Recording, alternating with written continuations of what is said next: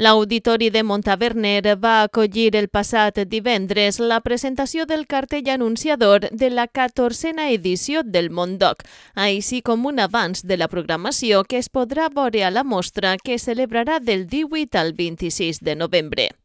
Aquest acte dona el tret d'eixida a una mostra que porta fins al cor de la Vall d'Albaida el millor cinema documental i que enguany s'anuncia amb aquest meravellós cartell encomanat al montaverní Joaquim Maíquez Perucho, arran de l'èxit que va tenir la seva exposició de retrats gent distingida de Montaverner. Avui anem a presentar el cartell del Mondoc 2022, que a partir d'avui ja serà una senya d'identitat per al Mondoc. I aquest any tenim l'orgull de que siga l'encarregat de realitzar el cartell Joaquim Maíquez. Li vam demanar aquest favor perquè va fer així a l'Ajuntament, així a l'Auditori, va realitzar una exposició magnífica de gent important de Montaverner, va anomenar ell, i eren tots retrats, i uns retrats impressionants. Ens va agradar tant a la Corporació Municipal que vam decidir que fora ell enguany l'encarregat de realitzar el cartell. Com això és el Mondoc, que es fa tots els anys a Montaverner, encara és jove, però és una de les millors representacions que tinguem així, tenia que representar el que són documentals vists d'una sala de cine i en quin lloc estan fets. I el lloc que estan fets és Montaverner, que estem en la Vall d'Albaida. Per això té això. El fer-lo de nit és perquè normalment el cine sempre es retransmetia de nit. I ja li ha patit una bonica perquè il·lumine.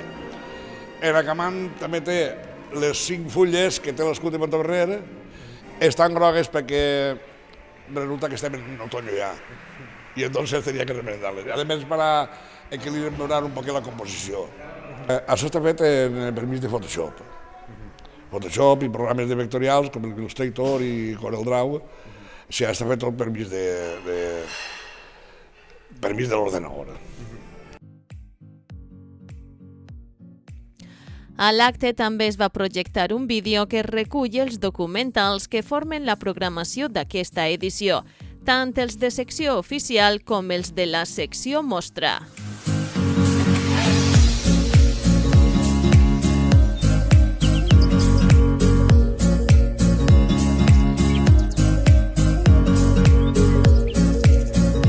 Aquest any, al igual que la resta d'anys, hi ha sobre uns 300 participants. La veritat que he de dir que ha sigut molt difícil elegir els documentals. Tot i això hem intentat elegir temes molt d'actualitat, com és, per exemple, el tema del suïcidi, que vam estar tot el jurat d'acord en portar aquest tema al Mondoc perquè pensem que és un poc tema tabú i és un tema importantíssim perquè hi ha una elevada mortalitat a causa del suïcidi. També hem seguit portant temes de la dona, de la igualtat de la dona, que m'agradaria puntualitzar que, per exemple, el dia 25 de novembre, en el dia de la no violència de gènere, portem també un concurs de documentals sobre la igualtat. I aquest any seguirem fent-ho, al igual que ho vam fer l'any passat, i exposarem el documental guanyador que està elegit per el Servei d'Igualtat de l'Ajuntament. Tancaria la vetjada l'actuació del grup de la Bay Big Band, on 16 músics interpretarien un repertori que combina jazz, música llatina i bandes sonores.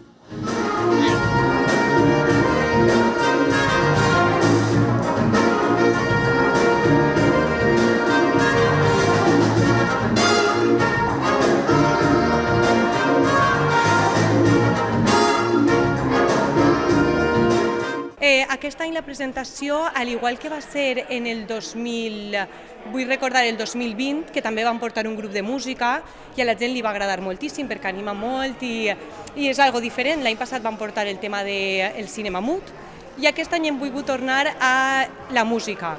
I la música, però, comptant amb músics de la nostra comarca. Portem un grup de música de la comarca de la Vall d'Albaida. Estem també molt contents perquè tenim un músic local d'ací de Montaverner i la veritat que ens ha fet el favor també de presentar-nos a aquest acte. Així, amb el cartell i l'avanç de la programació, Montaverner obri boca de cara a una nova edició d'un festival ja de gran rellevància, que esdevé en una gran oportunitat de veure cinema documental d'actualitat i de qualitat.